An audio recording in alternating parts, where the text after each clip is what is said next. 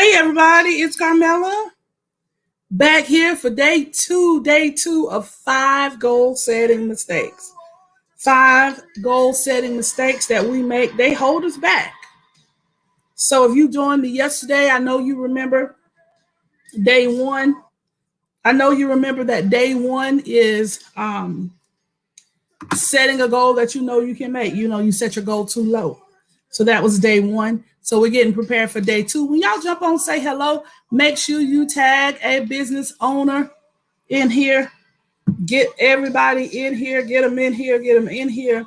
So that we can jump right in on your lunch break. We'll be done before 1 o'clock on today.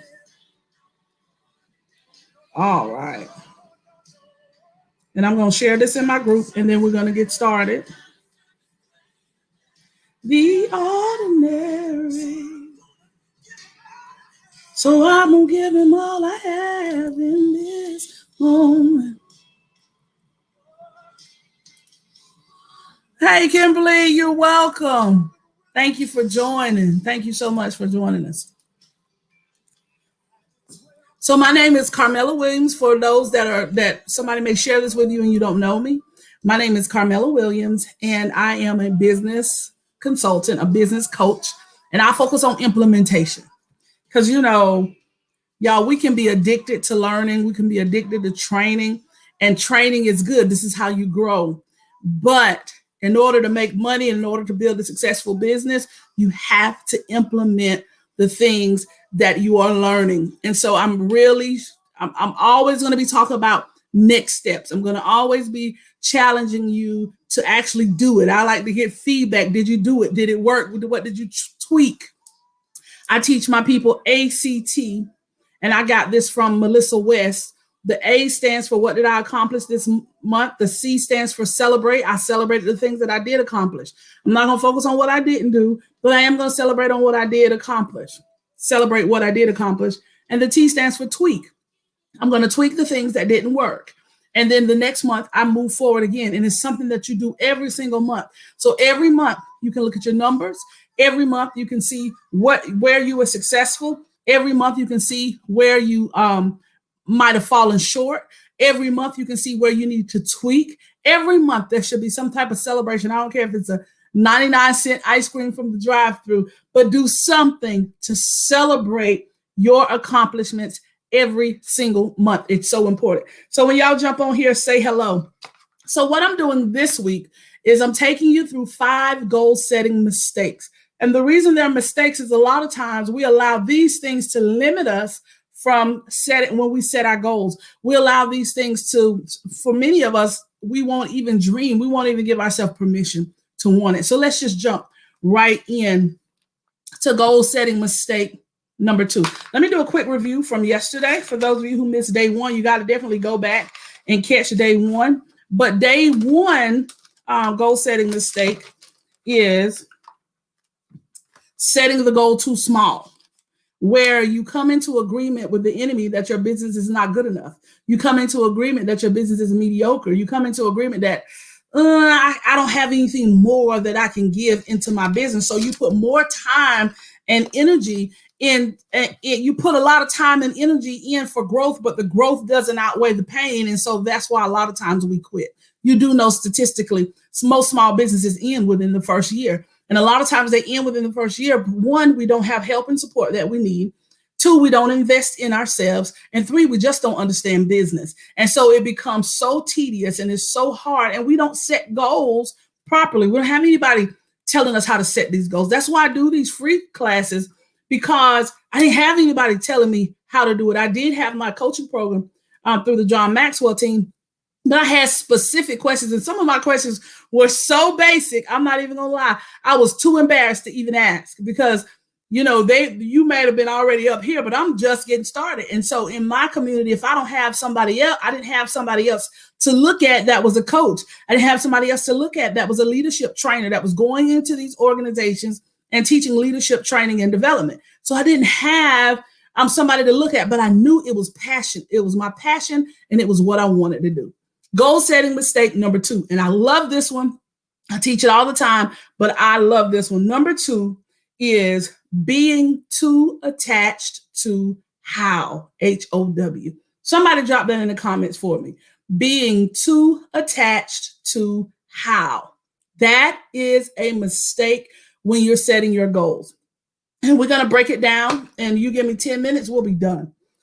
Being too attached to how. That is a goal setting mistake, because when you're too attached to the how, that means you require the knowledge of how it's going to get done before you give yourself permission to even desire it. Okay.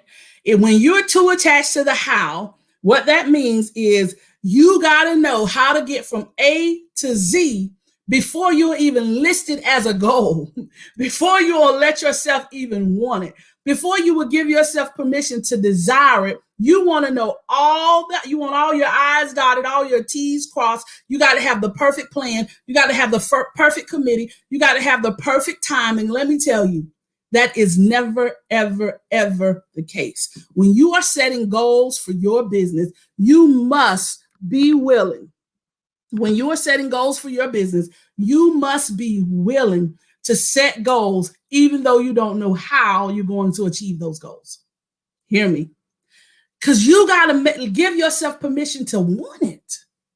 Give yourself permission to want to double and triple the income in your business.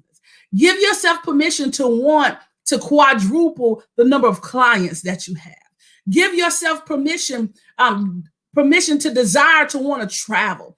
Give yourself permission to desire to replace your income. You have to give yourself permission to want it before you figure out how to get it done. I know that's crazy. We think it's crazy when it comes to an entrepreneur, but what do we tell our kids when they get ready to go to school and they get ready to go to college? They desire something long before they have the training for it. It's the same thing as an entrepreneur. Be willing to set the goals, even though you don't know how you're you got to give yourself permission to want it.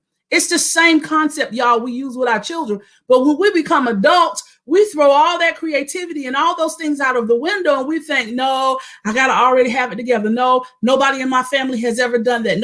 No, you should be able to say, I'm going to be the first millionaire in my family.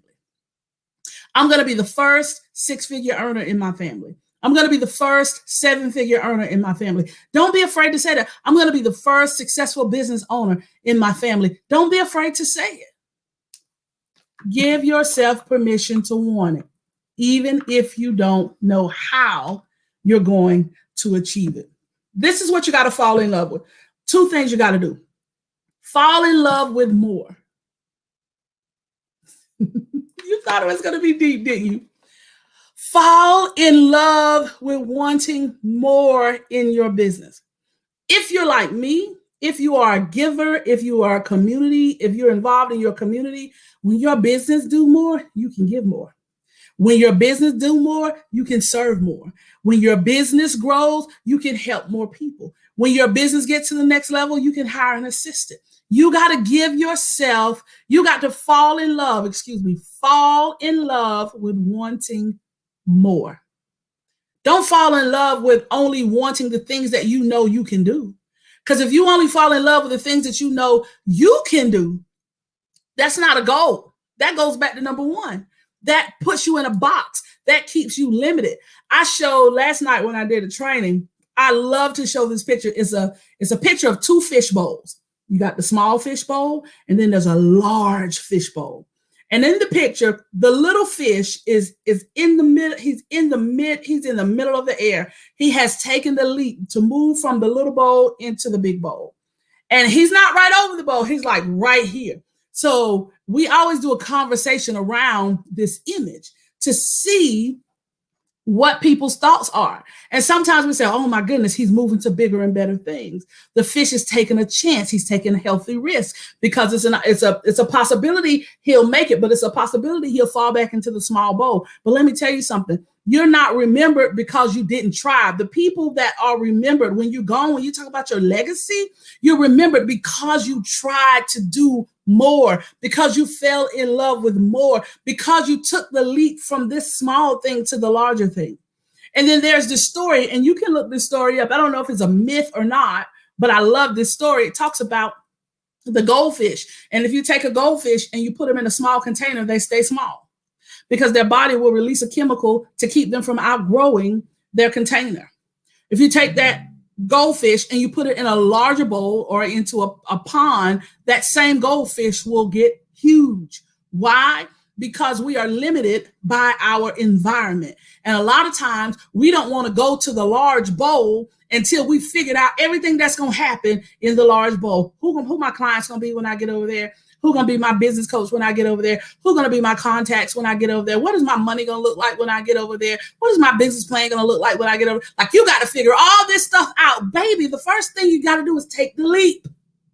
Take the leap for the larger bowl, and then you will make the adjustments. The second thing you got to do, the first thing is you're going to fall in love with more. The second thing is you're going to grow as you go. You're going to grow as you go. Excuse me. We're over here in the small bowl trying to figure all these things out. All those things ain't even necessary over here. You got to take the leap to the larger environment, because in this environment over here, more is required. You got to fall in love with more, and then remember that you are going to grow as you go. Don't get stuck in the small bowl planning, stuck in the small bowl afraid, stuck in the small bowl trying to figure out everything long before you make the leap. Make the leap, and you will grow as you go. I'm gonna close out with this story. Now, y'all don't forget, we have our masterclass on Saturday from 10 to 12. And I was thinking, like, how does this tie into our goal setting for today? I think that the goal setting for today ties into the third thing that we're going to be focusing on Saturday, which is your financial projections and being able to realistically to set a realistic financial goal and financial projection, but also one that's going to stretch you, one that's going to be worth the reward. If you don't know how to do that, you should be in our masterclass on Saturday. Now, listen, let me share this story with you of how I made this happen in my life. Give yourself permission to want it even when you don't know how. In 2015, when I started my business, I wanted to make $500 an hour. That was my goal. And it seemed really weird because I didn't know anybody making more than $500 an hour. And it seemed almost out of reach. But remember, I was around people and I was in my regular coaching classes with a JMT team. And so I had seen what people were doing in the city. I saw what other people were doing. So I knew it could be done. And because I'm a woman of faith, I just began to say it and put it in the atmosphere. I had one goal, and that was to bring my husband off of his job. So that was in 2015. I wanted to bring my husband off of his job. I wanted to make $500 an hour. That was my original goal. And listen at this. This is the funny part. Hey, Miss Cheryl, this is the funny part. I had no clients. I was going around saying, I was declaring and decreeing that I was going to make $500 an hour and I was going to bring my husband off of his job, and I had no clients. I had a lot of work. I was doing a lot of free services. Everything I was doing was free. I was doing 10-week classes at one church. I was doing 4-week classes at my church. I had a lot of people that was coming in from the community. We were doing free classes. I was going into some manufacturing companies. I did 5 and 6 weeks trainings out there. I was doing all this work for FREE, but I was still saying, I'm going to make $500 an hour. I'm going to bring my husband off of his job. Remember, today's topic, today's myth, this is where we get stuck, y'all. Today's myth is being too attached to the how. I did not know how it was going to be done, but I gave myself permission to want it. And so anybody that was in my inner circle knew those two goals of mine was to make $500 an hour and to bring my husband off of his job. Although everything I was doing was free. I was really busy, but I was not making any money. But this is what free helped me to do. See, this is why you got to be willing to go through the process. It helped me to get good. It helped me to become an expert. It gave me stories and testimonials that I could use in my now fee-based classes. I had to be willing to sacrifice time. I had to be willing to sacrifice money. I had to be willing to study. I had to be willing to get feedback. That feedback was so important because I was able to get feedback from the people that was in my class. And I was able to go through the process and get that feedback, what was working and what didn't work. Were the stories that I was sharing with them, were they relevant? Was it something that they understood, or did I have to go a little bit deeper? Did they leave my trainings and did they leave my leadership classes with a higher level of understanding? Did they leave my programs ready to go to the next level in their own business and in their own organizations? That's what free allowed me to do. That's what going through the process allowed me to do. So I did, and then listen at this. I set up a class at our chamber, and then there wasn't enough people who signed up for the class, so we canceled the class. And the lady called to the chamber and she said, why was the class canceled? And they said the class was canceled because there were not enough people that signed up for the class. She said, I got 25 leaders out here that need to be trained. She's talking to the chamber. She said, why don't y'all come out here and train them?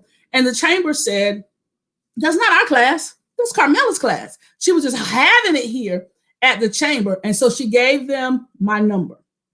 I went out there and I did a 6-week free class. And that 6-week free class led me to my first 5-figure contract. They referred me to somebody who added a couple of zeros to the contract. But listen at this. I never realized that my clients would be in manufacturing. I never thought about teaching leadership in manufacturing organizations. Never, ever crossed my mind. But because I was not attached to how it was going to get done, who I was going to serve, I was open to whatever God did and whoever he led me to, because I believe in those divine connections. And just being obedient and serving and giving and studying and getting good led me to my clients. And those clients, then and at that time, in 12 weeks, I was making more than I was making in a whole year. And my only goal was to make $500 an hour. My husband came off his job in 2017, 2 years. It took 2 years for him to come off of his job. And so we were able to meet that first goal pretty quickly. So this is the thing. Don't be so attached to how it's going to get done. Give yourself permission to want it. Because if you need to know all the details before you will give yourself permission to want it, you won't even put it as a goal. You'll still be stuck on number one.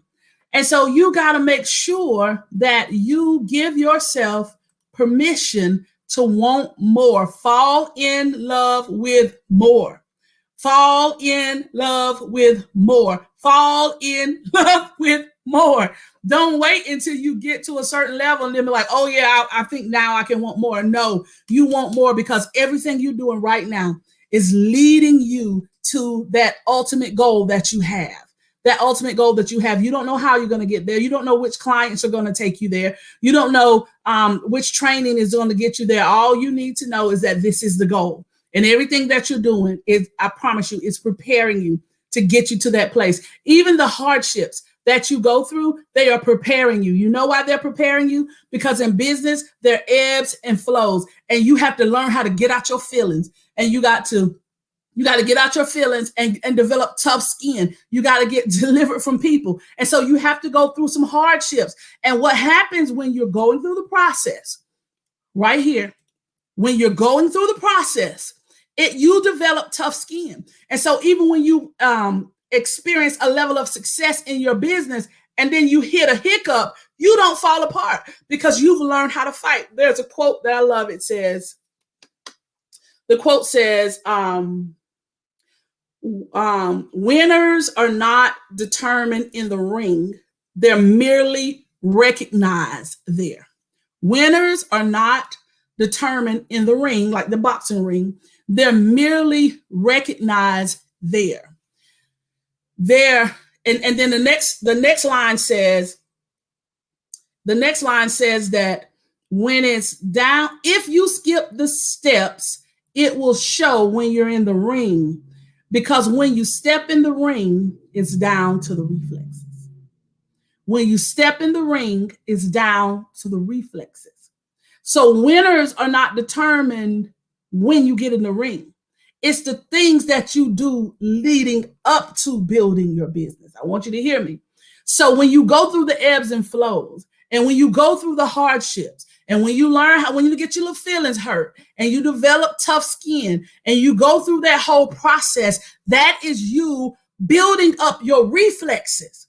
And so when business goes down, and when you experience a hardship, and when you experience a loss in business, it's down to the reflexes, because you already learned how to fight. You've already learned how to build your business up to the next level. You've already learned how to come back again. You've already learned how to move this money over here. You've already learned how to sacrifice. Okay, I'm going to do my own hair for the next 3 months so that I can take this money and invest it into my business so that we can get things back to where it was. When you get in the ring, it's down to the reflexes. And so when you're willing to go through the process of learning and growing as you go, you're building up your reflexes so that when hardship comes, you don't quit. When hardship comes, you don't close your business. When people walk away, you don't think, well, maybe this is not for me. No, no, no, no. You are building up your muscle. You're building up your reflex. So when that bell goes off, ding, ding, ding, ding, ding, it's down to the reflexes because you've put the work in. Because you've gone through the process. Even when COVID happened, those of us that had been through the process, we done been knocked down a few times, we figured out how to pivot. We figured out how to take our businesses to the next level in the middle of a pandemic. We figured out how to use social media. We figured out how to pick that phone up again and talk to some people. We figured out how to reach out to clients that had canceled events and say, hey, I have a virtual solution for you that's right here to help motivate your staff and take them to the next level. It was down to the reflexes. Those of us that have been down before and that had struggled before, we had already learned how to pivot. So when COVID hit, when hardship hit, it's down to the reflexes. Our businesses wasn't going to close. We done had to fight before. So the goal setting mistake is being so attached to how you're going to hit that goal that if you don't have it already all the way figured out, you won't even put it on the paper. You won't even dream for it. That is a mistake. And it's a trick of the enemy. You got to do 2 things when you're setting goals. 2 things when you're setting goals. Fall in love with more. Write that down. Whatever that next step is, or think 10 steps ahead. What does that look like for you so that you can be moving forward? And then be willing to grow as you go. And when you go through that process and hardship hits your business, it'll be down to the reflexes. When other places are closing, you'll be rising because you've learned how to pivot and you've learned how to trust God with the process of your business. Listen, if this has been helpful for you, you should join us, y'all, on May 1st for our Masterclass, How to Make $2,000 in 30 Days. We're going to get down to the nitty gritty when it comes to these finances, when it comes to projections, when it comes to creating momentum in your business, when it comes to repurposing your content. How do you take something that you've been doing and flip it? That's that pivot that we were talking about, so that you can take your business to the next level. Listen, I'll be back on tomorrow at 12:30 with goal setting mistake number 3. Y'all have a great day.